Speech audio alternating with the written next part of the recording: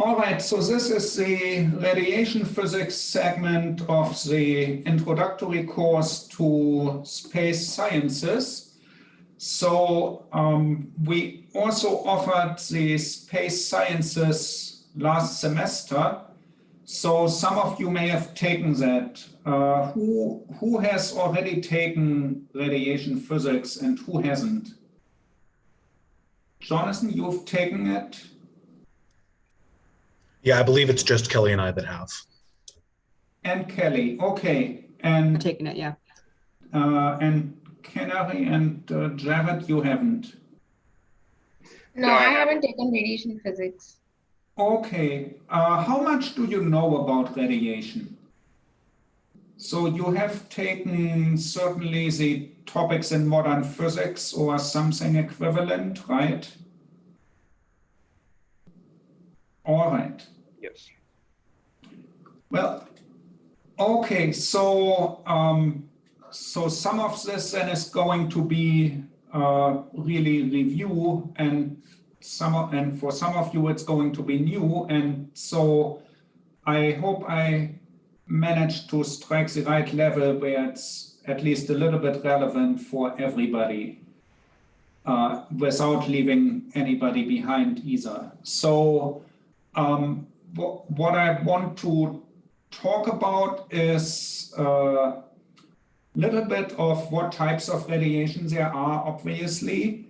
And in my mind, it's easier to take the reductionist approach and understand what produces radiation and do just a little bit of nuclear physics than to learn a bunch of facts that seem disjoint because we don't get to the nuclear physics. So there will be just a little bit of that in here. And then I want to talk about the effects of radiation on matter and give at least some outlook on what two of you have already been doing in radiation physics, modeling radiation exposure using tools like GERT, Monte Carlo, and adding up radiation doses or different types of particles interacting in models of, for example, a spaceship or an astronaut inside a spaceship or things like that. And of course, we aren't going to do a full model, but we are hopefully going to get to looking at why modeling is important in this context. All right, so also you are probably going to work with people, if you pursue a career in space sciences, who know a lot less about radiation. And so my own background is I spent a lot of time at Fermi National Accelerator Laboratory in just outside Chicago in Batavia, Illinois. There are a lot of physicists who do this every day, and there are also engineers and anybody else who's working there, administrators and people who run the cafeteria and everything else. So everybody at Fermilab has to have at least a little bit awareness of radiation, and so there's a general employee radiation training, and I think it's useful to look at that, which gives you a background of what everybody else should know and what you can't expect everybody else to know. So, and just since we have so different backgrounds, I think that's perhaps the best place to actually start, to maybe get us to at least some common denominator. So,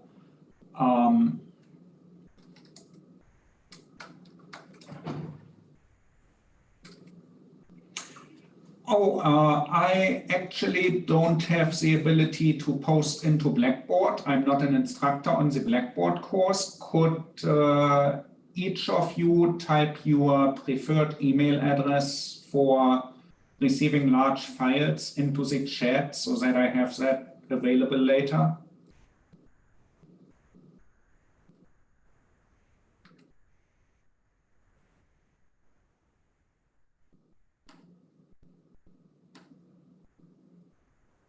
Okay, so.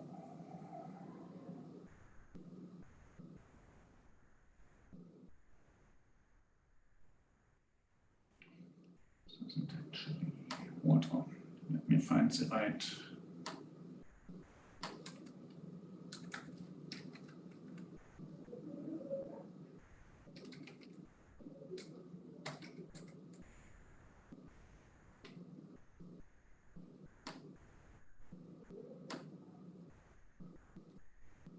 Okay.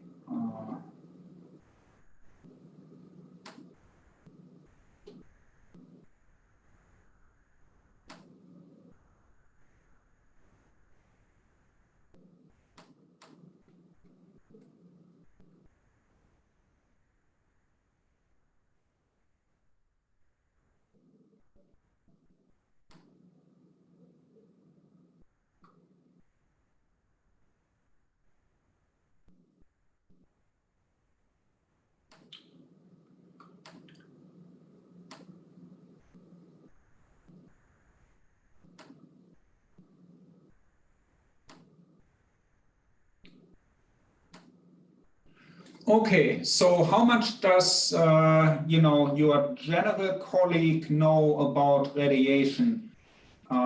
So this general employee radiation training. Okay, we of course want to get to more than this, but just like I said, I think this is a good starting point.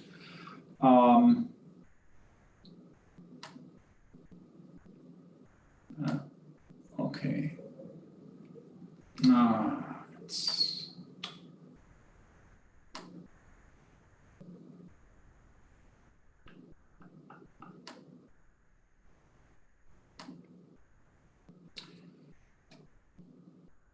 Okay, so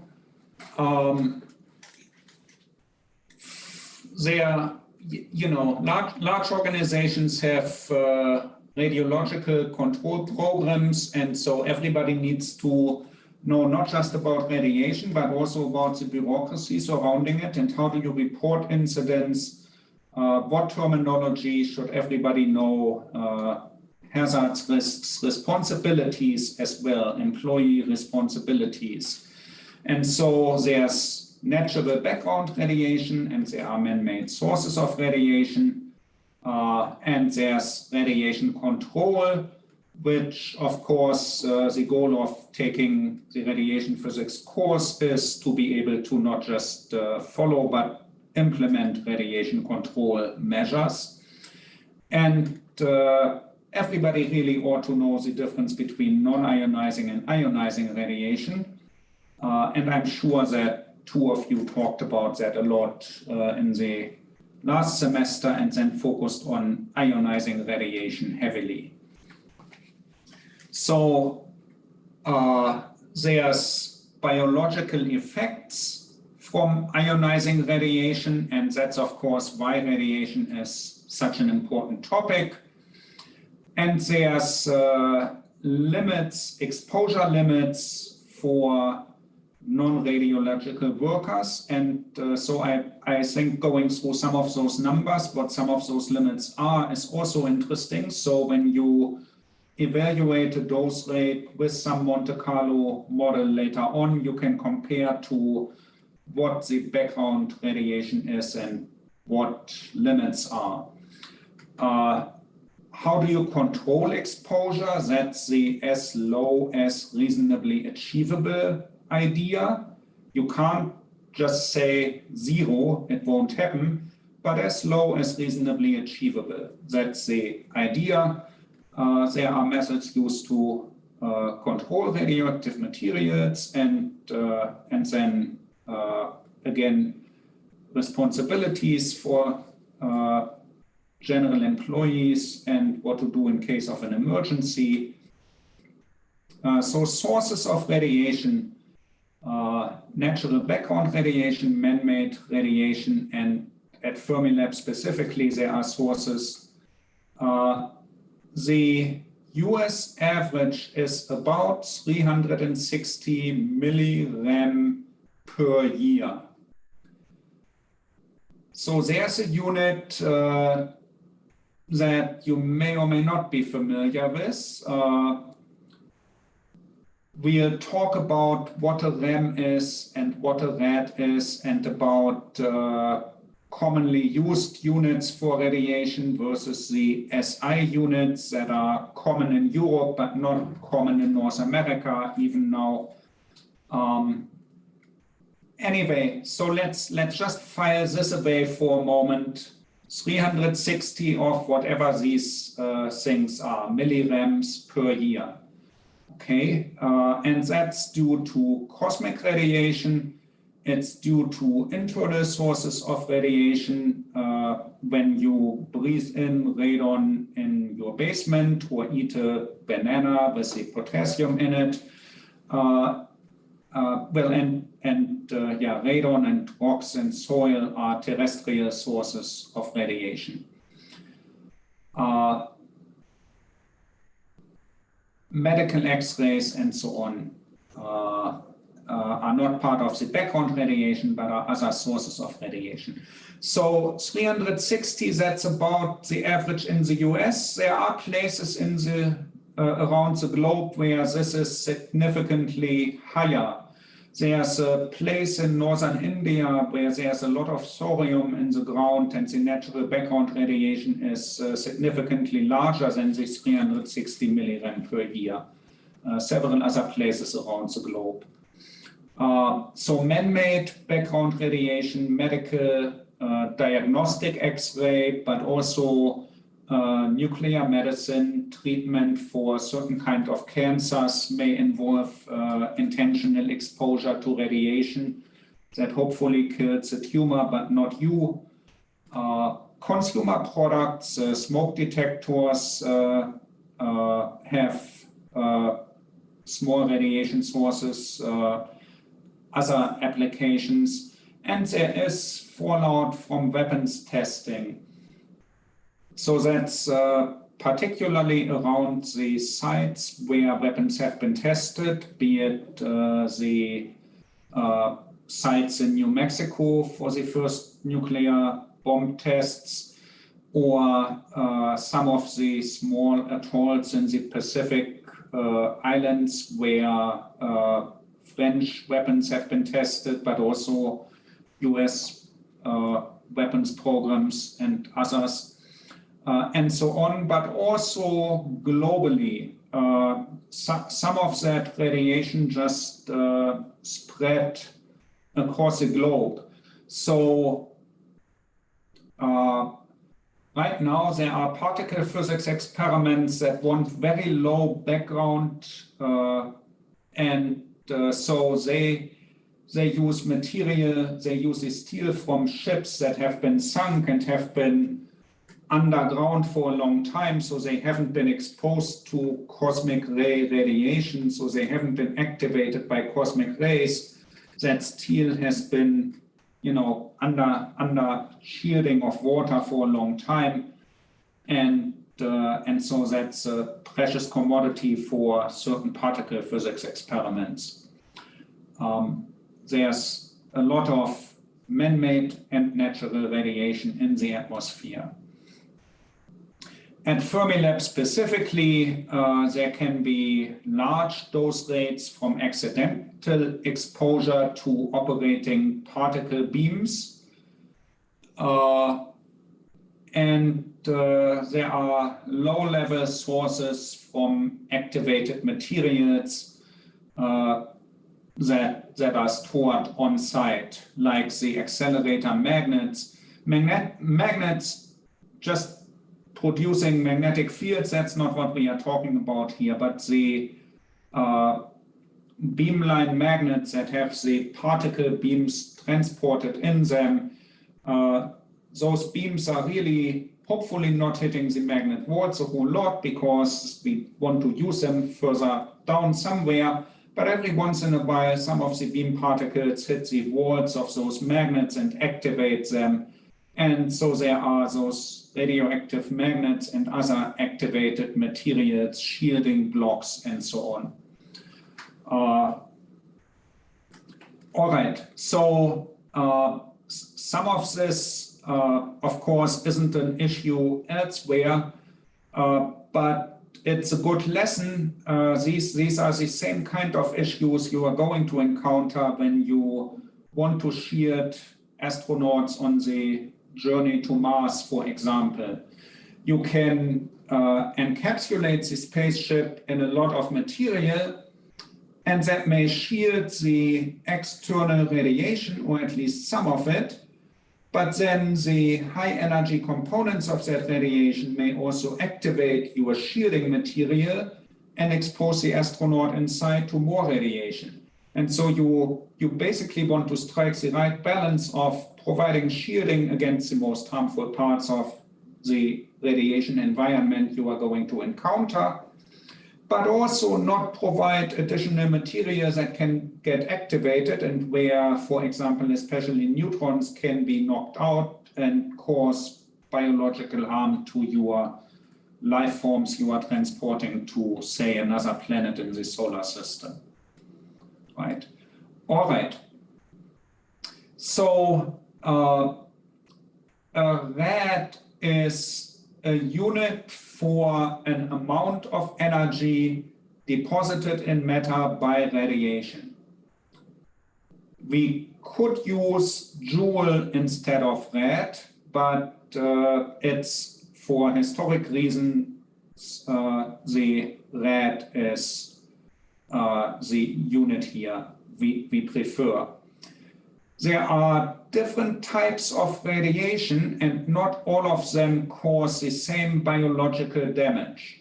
So the RAM is the radiation equivalent dose where quality factor is applied depending on the type of radiation to take into account how harmful different types of radiation are in causing damage to biological tissue. And then most doses are small so that hopefully a millirem, M for millirem, is the more appropriate unit of exposure. All right, so we'll talk about those quality factors and so on. So, and then hopefully you are going to be more of an expert, but a general employee is anybody who may encounter radiological barriers, postings, radioactive material, and so on in the course of their assignment working at Fermilab, which really is practically everybody. Radiological workers are those individuals whose job assignments requires them to work on, with, or in proximity to radiation producing machines, such as particle accelerators, or radioactive material, such as radioactive sources used for calibrating devices, and has a potential of being exposed to more than 100 millirem each year as part of their job at Fermilab. Okay, so 360 millirem is what you get by just existing from background radiation, and an additional 100 on top of that, so basically a quarter more than the background radiation. That makes you a radiological worker. At Fermilab, there are controlled areas, which is just areas where access is controlled due to the possibility of higher than background radiation levels being present. So that's anywhere near an accelerator beamline and so on. That doesn't mean there is radiation present all the time because the accelerator may be shut down for maintenance or some such thing, but that's still a controlled area. And and we should define what is radiation. Radiation is energy emitted in the form of either gamma rays or particles from unstable atoms or accelerator beams or cosmic rays in the in outer space. Radioactive material is material that contains or has on it unstable atoms. Radioactivity is the natural and spontaneous process by which unstable atoms emit or radiate excess energy. And radioactive contamination is radioactive material that's removable, loose, transferable, or in an unwanted place. Okay, so not all radioactive material is contamination. If in the lab next door we have a small source we use in calibrating a particle detector, that's radioactive material in a place well defined, encapsulated by shielding with an opening to just one side, and we can stick it on the detector and label it and be aware of where it is. If that thing cracks open and the radioactive material gets on my hands and then I, scratch my nose and touch the door and the wall, now it's radioactive contamination material. That's where we don't want it, right? All right. There's ionizing and non-ionizing radiation. And the radiation we are really concerned with is ionizing radiation. So it's got enough energy to remove electrons from an electrically neutral atom. Okay, so the type of radiation of most concern and what is usually referred to when one speaks of radiation, of course, emitting energy, just the light that allows you to see me, is electromagnetic radiation, but it's not harmful, right? And the visible part of the spectrum is non-ionizing radiation.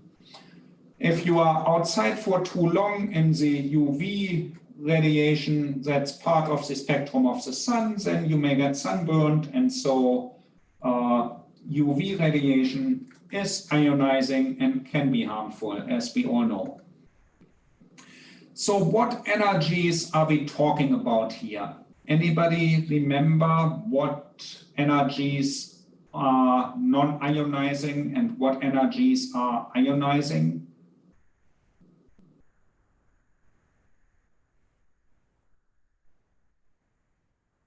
It's around 5 eV where those start to change over, right?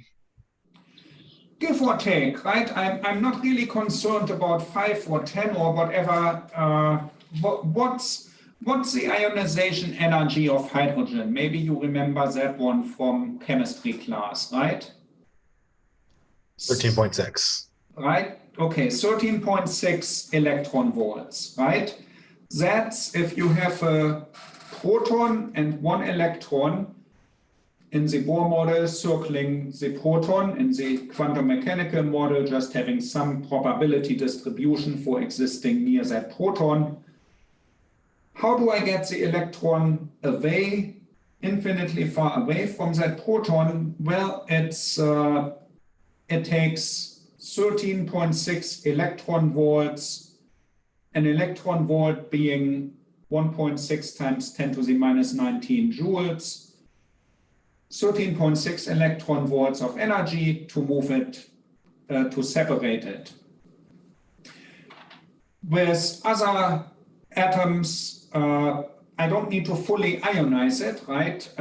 From the ground state, larger atoms have the outer electrons further away, less tightly bound than the ionization energy of hydrogen. And so 5 electron volt, give or take, it depends on the atom, but that's a good good rule of thumb, a few electron volts. In other words, the scale of chemistry is electron volts. When substances come together, you pour things from 2 beakers into a third one and it bubbles and it reacts, or you light a piece of paper on fire and it oxidizes carbon combining with oxygen to form CO2. The energy scale of all of those chemical reactions is a couple of electron volts per reaction, right? So that's and that's also photons of visible light are a couple of electron volts, right? Well, I'm getting ahead of myself, but what's a constant we want to know? It's probably the Hc, right? To convert from wavelengths to energy. And it is 1240 electron volt nanometers, right? Let me write that down real quick. I hope you can see that next to me here. Let me briefly stop sharing. Let me actually just use the whiteboard. That's going to come out better. Oh,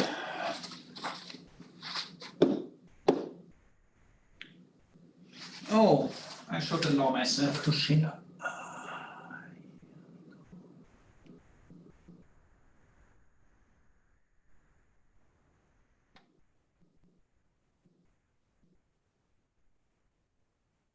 Okay. Right, so just the energy of photon is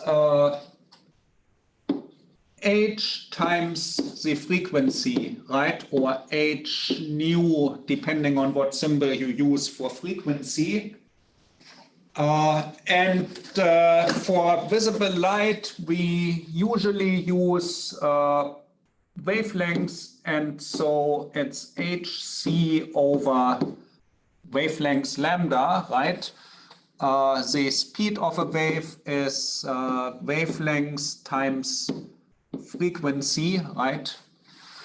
And so Hc is convenient to remember as just a touch less than 1240 electron volt nanometers.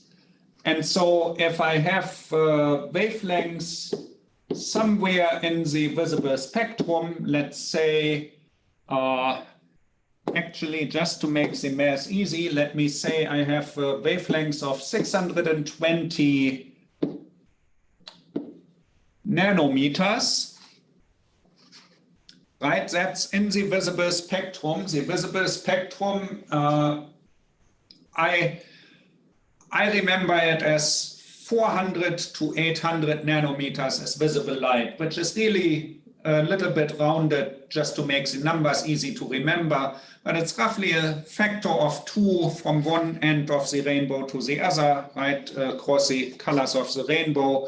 620 is visible light, and so what's the energy of a photon of that wavelength? It's just the 1240 eV nanometers over 620 nanometers, or 2 electron volts, right? And so the visible part, 2 electron volts, is below the approximately 5 that Jonathan told us as the, roughly the cutoff to be ionizing, depending on what material we hit. The work function of different metals, whatever you want to compare to. So we can convert the energy of particles to their wavelengths and vice versa. We can, just if we have radiation of, say, a few keV we can find what the wavelength is of those X-rays or whatever, right?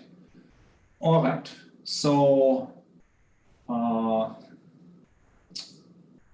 me share this again. Hold on.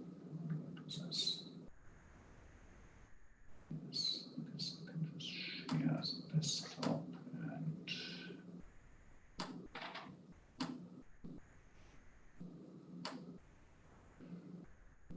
okay, here we are again. So types of ionizing radiation, you are hopefully familiar with this, even if you haven't taken radiation physics yet. Alpha particles, those are the nuclei of helium atoms, right? 2 protons, 2 neutrons, and they are a particularly stable assembly of 4 nucleons. Beta particles are electrons or positrons that can be emitted in weak interactions, weak nuclear interactions.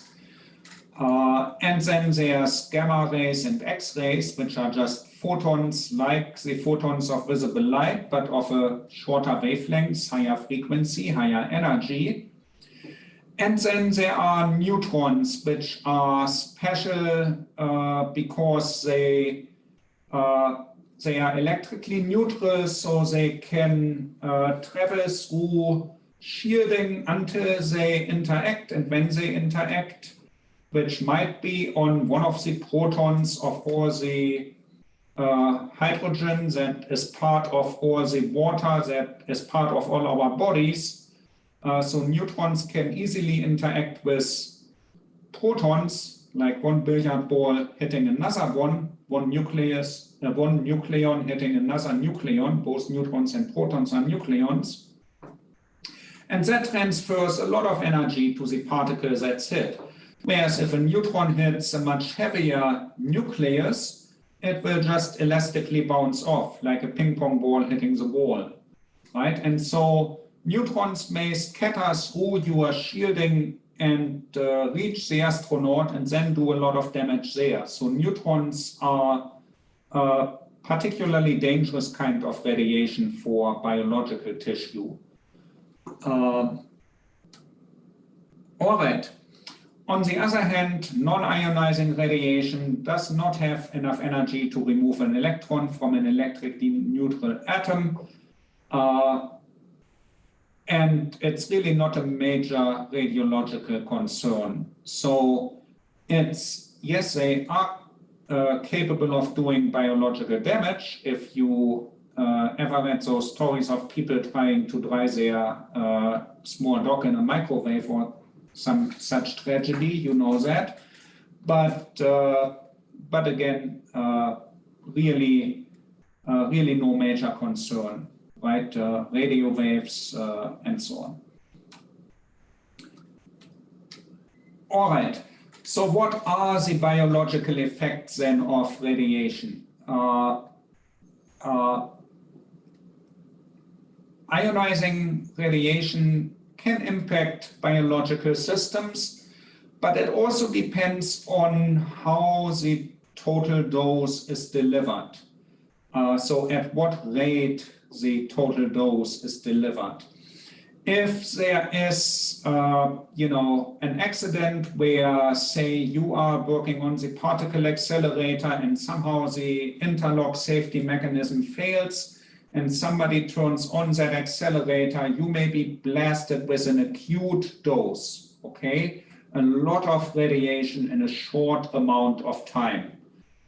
You want to, carry a radioactive source from one room to where it's stored, to the lab where it's going to be used, and you think the source is encapsulated in shielding, but somehow the shielding is only partially there, and now you got an acute radiation dose to your hand, something like that. On the other hand, there's chronic radiation doses. Chronic means over time. So it accumulates to a large amount, but there isn't a large amount in a short time. It just is a chronic exposure. Somebody left the shielding off on that radiation source and put it away in the cabinet that's next to my office. And so I'm not holding it in my hand, not right there, but it's still close and I'm getting a little bit of radiation. Every day I'm sitting in my desk and working on my laptop, right? So that could be an example of a chronic exposure. Which one do you think is worse?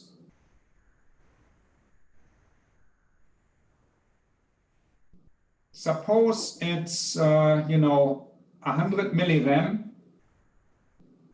Right, I would tend to assume that the acute dose for the same amount of dose is always going to be worse.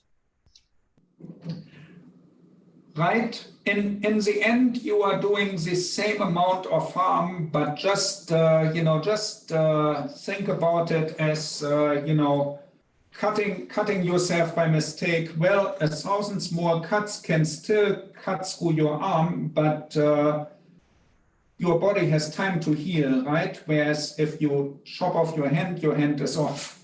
So the acute dose has the potential to do more harm and to overwhelm your body's coping mechanisms, right? So the dose, the amount of radiation matters, but also how you receive that dose also matters. An acute dose is a large dose that's received over a short period of time, and that happens either by accident or by radiation therapy for cancer treatment. So at Fermilab, there was a neutron radiation therapy facility, and people would come in there and be strapped into a chair so that the neutron beam that was produced could hit them in a well-defined place, and then maybe that chair was able to rotate so that that neutron beam would hit the tumor all the time, but would go through different amounts of healthy tissue, through different pathways to the tumor, so that only the tumor would receive the acute dose, and other tissue, healthy tissue in your body would receive smaller doses. Chronic doses happen from the natural background radiation, from routine medical exposure, your dental x-rays and such, and also from work-related or occupational exposure at workplaces where radiation is used. So chronic exposure may have effects that are readily observed fairly immediately, but then also genetic effects may appear in an individual's children as a result of a dose that to that person's reproductive cells prior to conception, right? So there's some of the mutations may not be apparent until the next generation. So, of course, developing embryo is most radiosensitive in the earlier the stage of human development, the more sensitive, because the cells are rapidly dividing, and also any mistake in reproduction that's made, any mutation that's introduced is going to impact, potentially a large part of the developing embryo. And so exposure to radiation for the embryo may increase the child's chances of impaired physical growth, slower mental development, or childhood cancer. And all of those effects have been observed, of course, in situations where radiological accidents happened. The risk to a fetus is virtually eliminated by special protective measures for pregnant radiation workers. And so while this may otherwise be your own private business, in radiation environments, the self-disclosure of a pregnancy is really important for safety, for radiation safety. Occupational exposures may slightly increase the risk for the development of cancer or cataracts, but hopefully there are measures in place to avoid exposures that cause cataracts. At Fermilab, actually, you know, all the radiation safety is learned by necessity. In the early days of Fermilab, there were really very lax safety standards. And so one effect of particles interacting in matter is that charged particles in matter can travel faster than the speed of light in that matter. Not faster than the speed of light in vacuum, c, but faster than the speed of light in a medium, c over n, n being the index of refraction of the medium. And so if charged particles travel faster than the speed of light in that medium, then they emit Cherenkov radiation, kind of equivalent to the supersonic bang when an airplane fighter jet breaks the sound barrier. So that Cherenkov radiation is, for example, the bluish glow that you may see in a spent fuel cooling pool at a nuclear reactor. But also particles and particle beams may travel faster than the speed of light in the eyeball of a physicist. And so in the early days of Fermilab, before radiation physics was a large topic and before safety measures, people would literally try to eyeball, oh, where is the beam? Oh, I see the glow of the particle beam producing Cherenkov radiation in my eyeball. I found where the beam is going, and then they could align their detectors. So this is not something that's being done anymore. So, and needless to say, a lot of those physicists did have cataract surgery. Okay, so, all right. So the radiation dose limit for general employees at Fermilab and in general based on US regulations is 100 milligrams per year. Again, that 360 milligrams per year is the average background radiation exposure. If you fly to go on vacation or whatever business travel you fly, you get higher up, you are exposed to more radiation. If you work as a pilot or as a flight attendant, then you have an occupational exposure that's non-negligible. So 100 milligram per year on top of the 360 is considered, within normal variation. Okay. We really want to keep radiation exposure as low as reasonably achievable. So for pilots and other people working for airlines, that means, just taking the shortest route connecting two cities, right? Not spending unnecessarily much time at the altitude. But if we want to transport passengers from one city to another, we have to fly up there where at cruising altitude, where the atmosphere is not as dense as close to the ground. And so for all kinds of technical reasons, airplanes have to fly up there. And,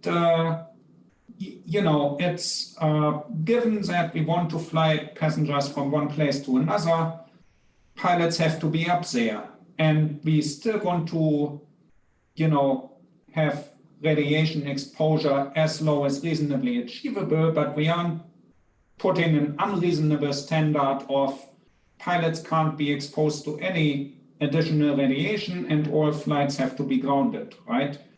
Similarly, at Fermilab or other places, astronauts flying to Mars, well, you don't want to just say, hey, they know the risk, go on your way.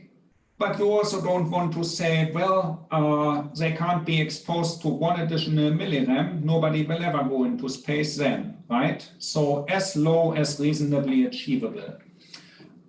So that's the concept at the heart of really any radiological control program.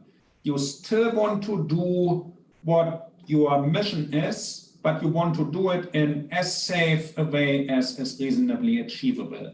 So minimize exposure to radiation and radioactive materials on-site and off-site. And that involves 3 primary mechanisms. Well, if there's a source of radiation, you want to spend as little time as possible near that source. That's fairly obvious, right?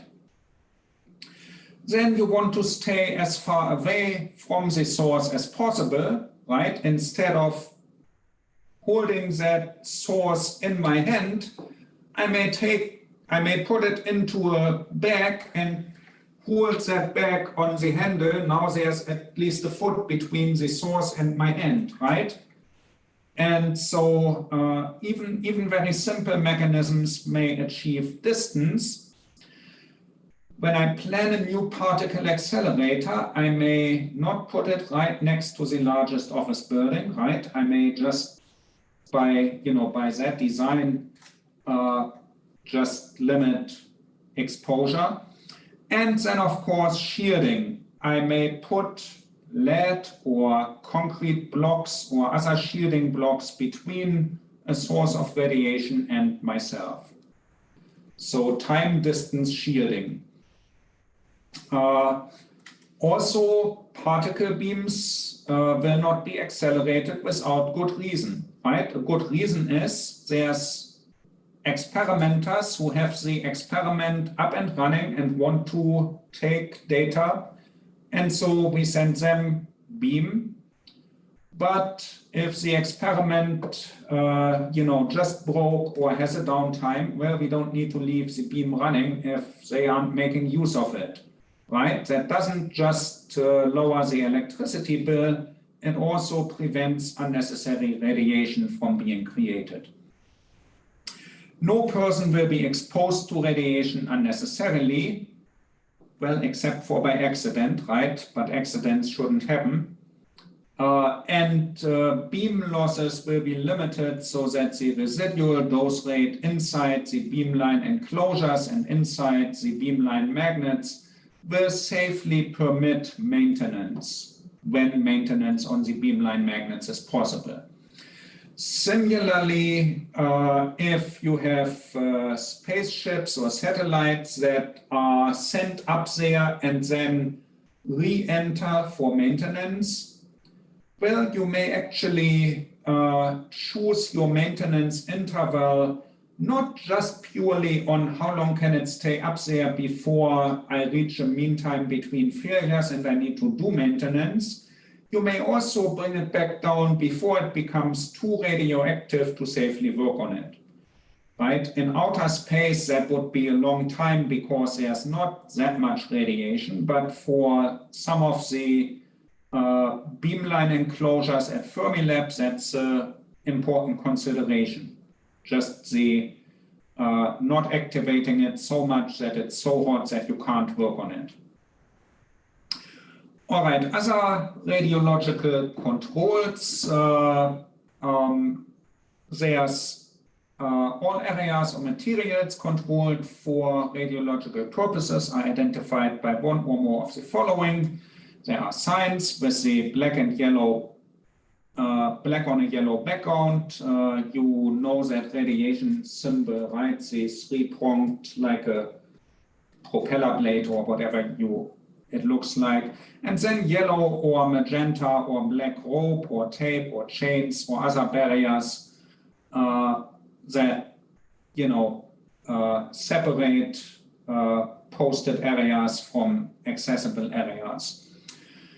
There's labels, yellow plastic wrapping used to package radioactive materials, designated areas to store radioactive materials, and you can't store them in areas that aren't designated as radioactive material areas. And then protective clothing and equipment such as dosimeters you may pin to your shirt, or Geiger counters to just sweep yourself for contamination as you enter and exit areas and so on. Controlled areas are areas that are controlled for radiation and or radioactive material above natural background levels. Radioactive materials areas are areas where radioactive materials are used, stored, or handled. Radiation areas are areas where you may be exposed to dose rates of 5 milligram per hour up to 100 milligram per hour. So even when something is labeled radiation area, not high radiation area, but radiation area, you may be exposed to, you know, up to 99 milligram per hour, and so in an hour and a minute you may be exposed to the dose rate you are allowed in a year, right? A high radiation area has dose rates of 100 to 500 of 100 milligram per hour up to 500 rad per hour. So in those areas, you really want to have a fast reading dosimeter and a Geiger counter, and you want to well plan ahead what you are doing there. And those are the areas where, you know, there are several meetings beforehand. You may set up non-radiation area with a mock setup to practice what you want to do in the high radiation area so that you can do it efficiently and quickly and minimize the time of exposure and so on. But those areas do exist. And then even higher dose rates or areas with contamination can also be designated. So there's classes 1 through 5, the greater the number on the label, the greater the level of radiation being emitted. And so, yeah, the general employee radiation training authorizes you to enter a controlled area without an escort.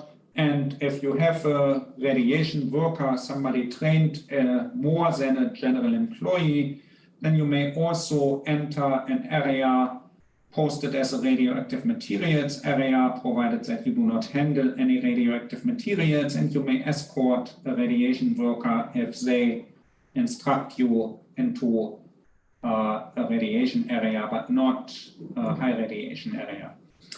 All right, so you need to obey, obviously, all signs and postings, comply with safety rules, and not enter areas you don't have appropriate training unless escorted by a radiation worker who pays attention on your behalf as well.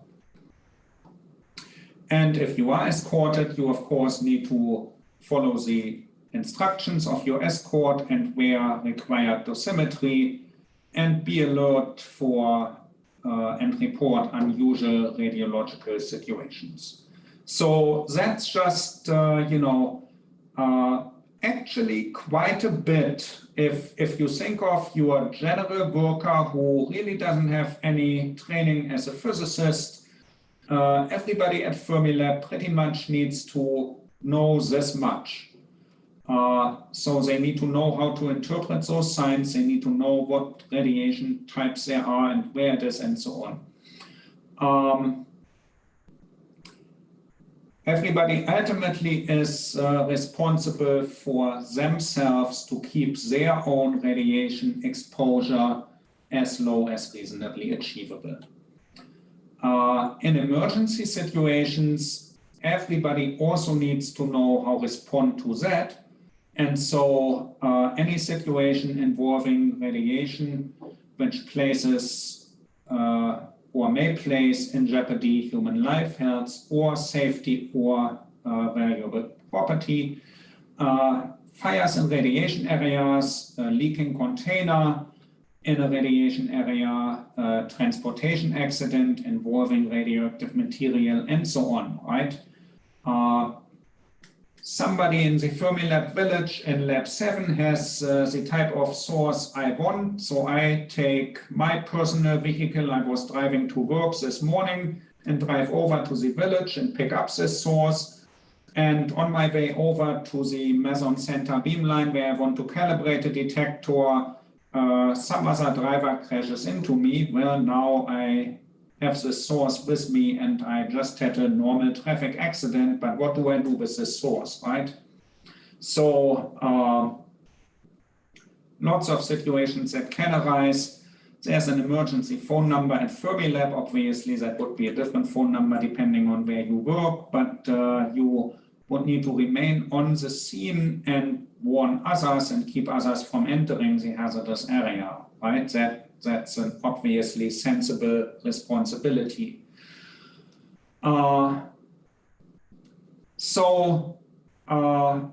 Comparison of risks. I think this is an interesting table.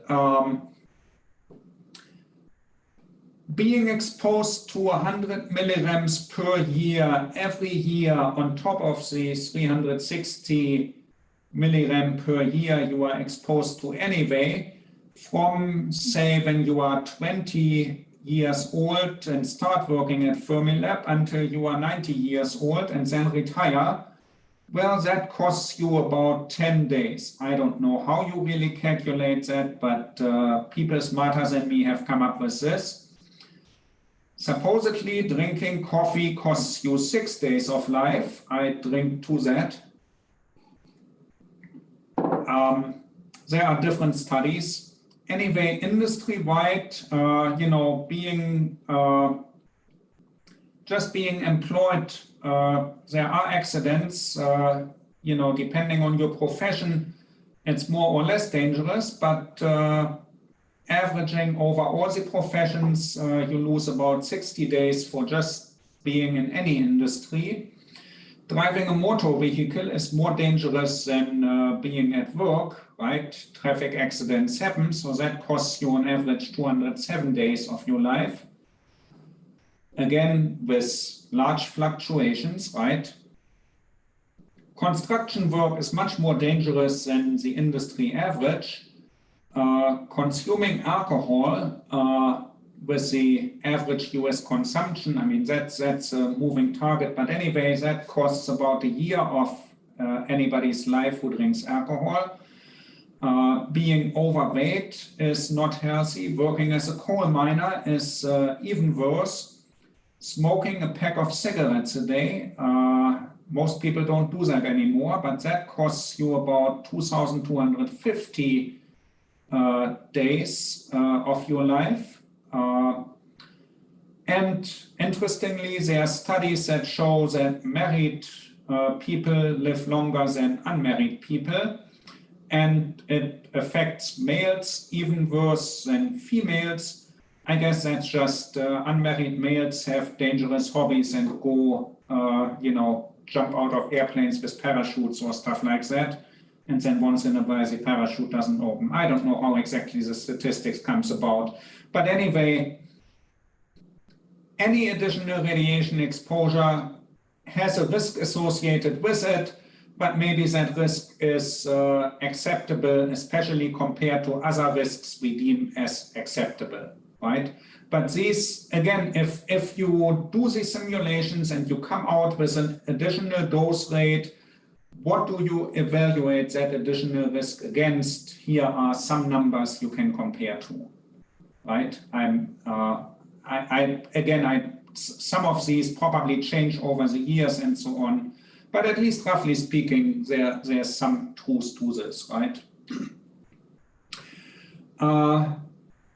Okay, so, and the relative risk of 1 in a million chances of dying. Okay, if you smoke 1.4 cigarettes, statistically speaking, that causes a 1 in a million chance of developing lung cancer and dying of it. Eating 40 teaspoons of peanut butter, you know, I guess even aside from allergy, it can cause cancer. Eating 100 charcoal broiled steaks, you know,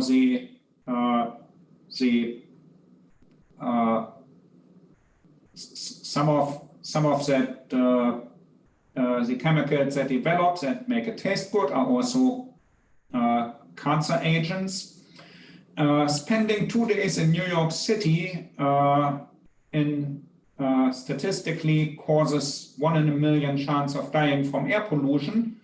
I think with all the forest fires we've had, that's 2 days in Kansas also, or 2 hours in some of the places close to the West Coast wildfires. Driving 40 miles in a car by accident, statistically speaking, 1 in a million. Flying in a jet is actually safer than driving a car. And canoeing for 6 minutes has a chance of 1 in a million for drowning. I think canoeing on the Ark River here in Wichita is probably not as much of a drowning risk as whitewater canoeing in Colorado, but again, on average, statistically. And 10 milligram of radiation, 1/10 of the 100 milligrams that are allowed, has a 1 in a million chance of causing cancer that may ultimately lead to your premature death. All right. So in summary, we talked about what an employee's responsibilities are. It's important to be informed of the radiological hazards at a site, at a workplace. Workers need to be able to identify the hazards and take appropriate protective measures. And through an enhanced awareness and a sense of personal responsibility and ownership, each employee can contribute to safe as low as reasonably achievable practices. All right. And then there's a lot of people who you know, produce training materials like the one we just flipped through. So there's the radiation safety officer for each of the divisions, and it makes a lot of sense that the accelerator division has a radiation safety officer, but even the computing division and the business services section has a radiation safety officer. Business services, you know, that's like human resources and people who monitor employee benefits and whatever, and to do purchasing contracts, not the people who you would think come in touch with radioactive material, but every division has a radiation safety officer. Particle physics division and technical division, that makes more sense again, right? All right. So, all right. So that's an overview and just by means of introduction. So what's your takeaway from this? What do you think was interesting? What was unexpected, if anything?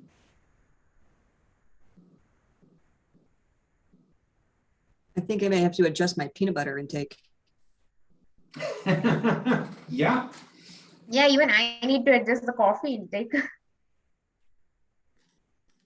Okay.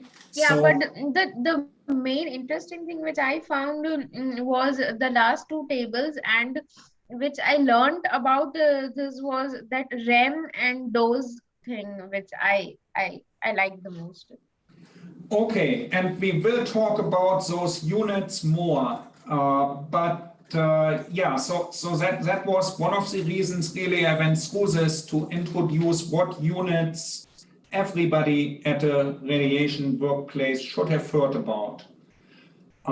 So yes, I'll define what those are in more detail and how they relate to SI units.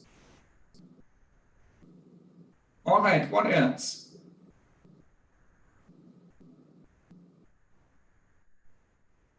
I just thought it was neat that the physicists did and didn't think about using their eye to Cherenkov radiation, see the beam. That it gets the job done, right? And until somebody has cataracts, you don't really think about that. So all these radiation safety measures, having interlocked enclosures so that nobody can turn on the beam while you are still working on it. Some of those lessons were learned the hard way. In fact, really all of those lessons, pretty much. It's no different from safety standards in any other industry. So, all right. So we have a couple of minutes. Like I said, I want to talk about GERT simulations, Monte Carlo simulations to model radiation exposure. And so I assume two of you may have accounts on BioShock, our high-performance computing system, right? I do not. I think Jonathan does, but I don't. Oh, I do, okay. yeah. So we had used virtual machines for our simulations in radiation physics. oh, okay. And what infrastructure were you running those on? Dr. Pawlowski just distributed a virtual machine image and you ran it on whatever laptop you had available? Or? Yeah, there's a CERN virtual image that runs on VirtualBox. VirtualBox or VMware. I think it was VMware. Oh, yeah, there we go. Well, either way, we can make another one, but that requires everybody has access to a computer that's capable of running whatever virtualization environment, and then fast enough so that GERT runs at an acceptable speed inside that virtualized environment. To be honest, mine was questionable. It was right on the edge of being able to work well. And so it took a lot of finagling to get some of the higher end stuff to work. So I think mine is the threshold. You want a better computer than what I have. Right. Okay. Trent just reminded me that BioShock has GERT 4 on there, but it does not do visualizations. And so that would be harder. There might be a hybrid approach where we do the visually look that it's working right on a minimal GERT 4 box and then move it to BioShock or something like that. Having visualization is certainly attractive, but just having text output, just running in a batch mode or even running interactively, but foregoing visualization is still possible, right? But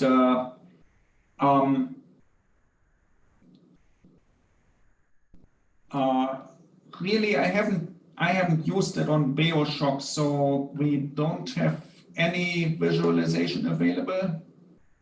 The OGL doesn't work.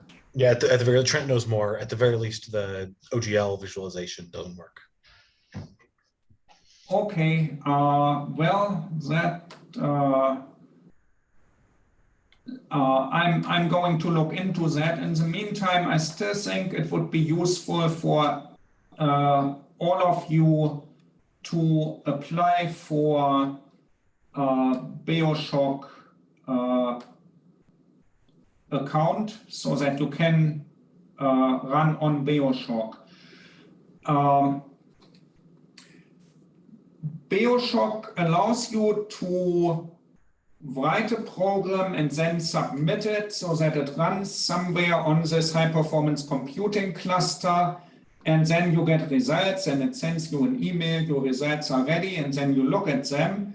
And maybe if you really want to run large simulations, that's what you want to do. However, it also allows you to just through a web interface run interactively. And so I want to take just a couple of minutes and show what that looks like once you have an account. So let me share this window. All right. And make that. Okay, so actually, let me just go. On demand is the system. So let me type that into the chat, where then you log in. I think it doesn't need this. Oh, what's going on? I don't need that slash there.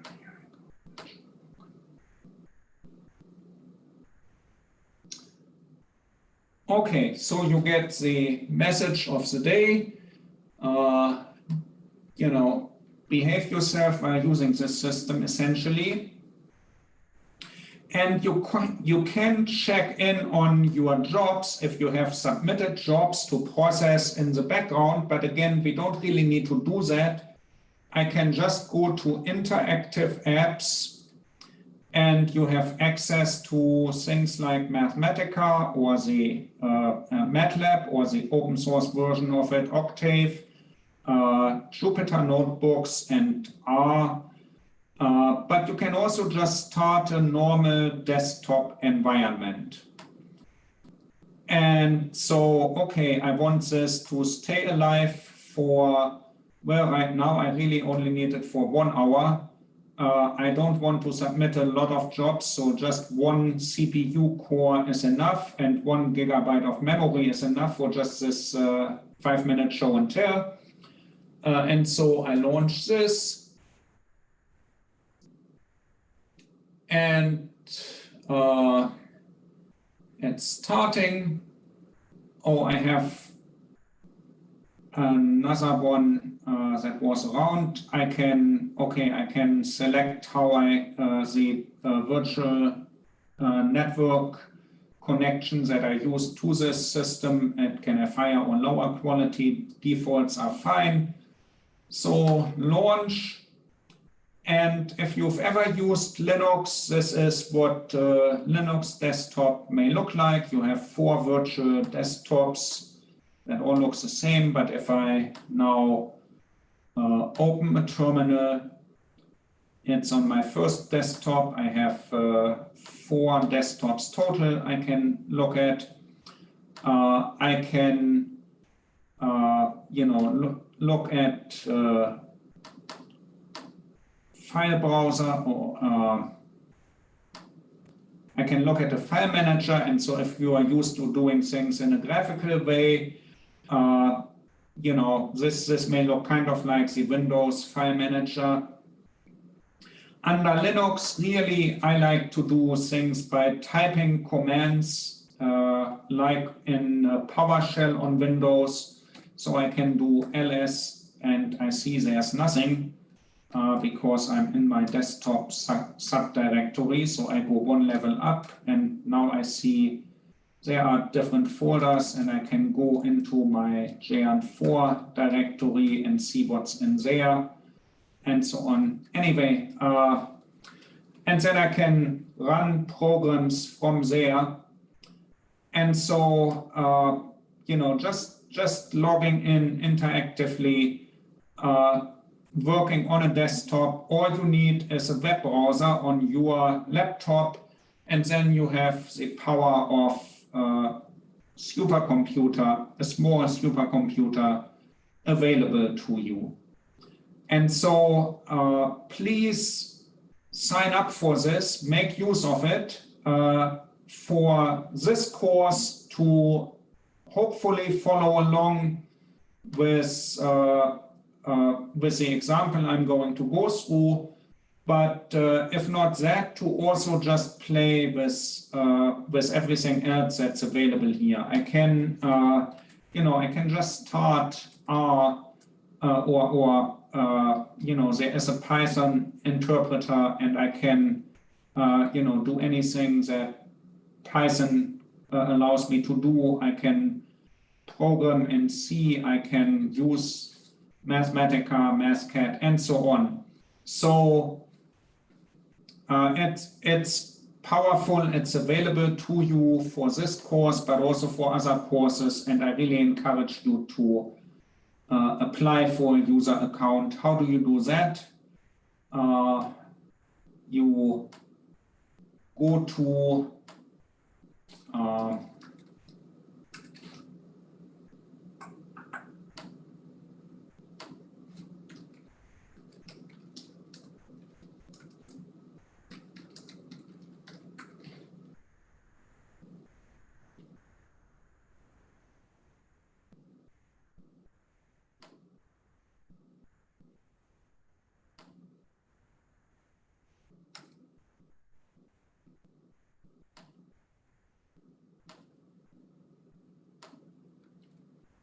you go to this page, and it's got all the instructions how to get started.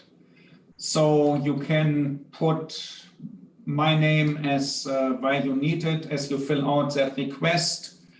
And I should see that. I'll approve it as soon as I get it. And you can start to play around if you haven't done so before. All right, how many of you have used Linux before? Just by a show of hands, maybe here by the React.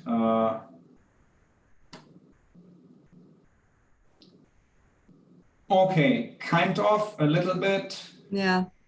Okay, so you don't have to be experts to get started, right? But just to play around a little bit. Kenari, I know you've been, at least. Yeah, I have the idea of Linux and everything. I was to say that. Right. Okay. So please follow that link and get started.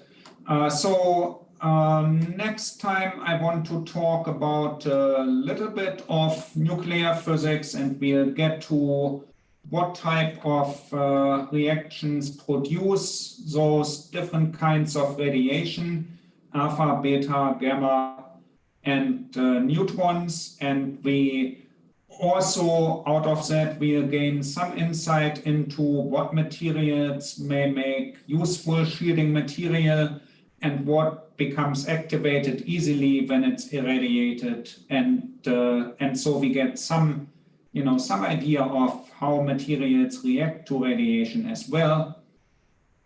And then we really look at the interaction of materials, of radiation in matter. I talked about Cherenkov radiation briefly today. We'll talk about that and other ways radiation interacts in matter next Monday then, and hopefully play around with a little toy example next Wednesday. All right. Okay. Any questions?